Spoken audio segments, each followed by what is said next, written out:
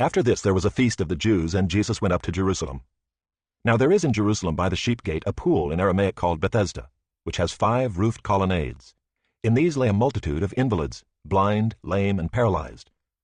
One man was there who had been an invalid for 38 years. When Jesus saw him lying there and knew that he had already been there a long time, he said to him, "Do you want to be healed?" The sick man answered him, "Sir, I have no one to put me into the pool when the water is stirred up, and while I am going, another steps down before me." Jesus said to him, "Get up, take up your bed, and walk." And at once the man was healed, and he took up his bed and walked. Now that day was the Sabbath. So the Jews said to the man who had been healed, "It is the Sabbath, and it is not lawful for you to take up your bed." But he answered them, "The man who healed me, that man said to me, 'Take up your bed and walk.'" They asked him, "Who is the man who said to you, 'Take up your bed and walk'?" Now the man who had been healed did not know who it was, for Jesus had withdrawn as there was a crowd in the place. Afterward Jesus found him in the temple and said to him, "See, you are well. Sin no more, that nothing worse may happen to you." The man went away and told the Jews that it was Jesus who had healed him. And this was why the Jews were persecuting Jesus, because he was doing these things on the Sabbath. But Jesus answered them, "My Father is working until now, and I am working."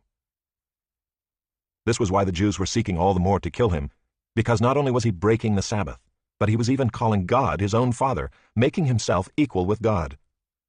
So Jesus said to them, "Truly, truly, I say to you, the Son could do nothing of his own accord, but only what he sees the Father doing.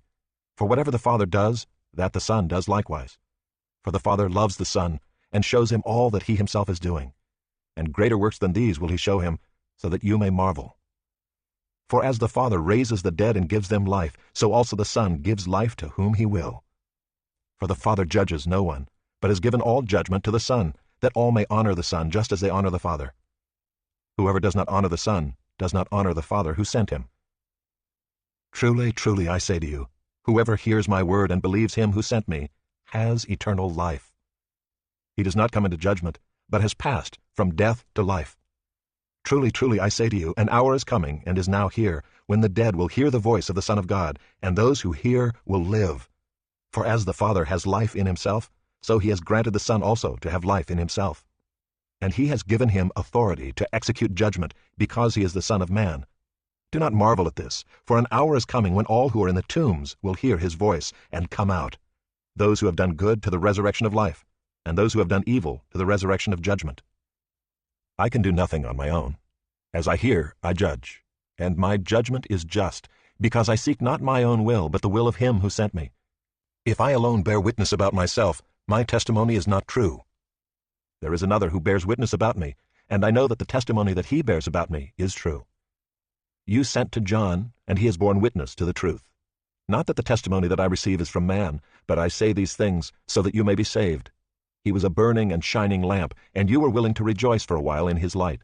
But the testimony that I have is greater than that of John. For the works that the Father has given me to accomplish, the very works that I am doing, bear witness about me that the Father has sent me. And the Father who sent me has himself borne witness about me. His voice you have never heard, his form you have never seen, and you do not have his word abiding in you, for you do not believe the one whom he has sent. You search the Scriptures because you think that in them you have eternal life. And it is they that bear witness about me, yet you refuse to come to me that you may have life. I do not receive glory from people, but I know that you do not have the love of God within you. I have come in my Father's name, and you do not receive me. If another comes in his own name, you will receive him. How can you believe when you receive glory from one another, and do not seek the glory that comes from the only God? Do not think that I will accuse you to the Father. There is one who accuses you, Moses, on whom you have set your hope. For if you believed Moses, you would believe me, for he wrote of me. But if you do not believe his writings, how will you believe my words?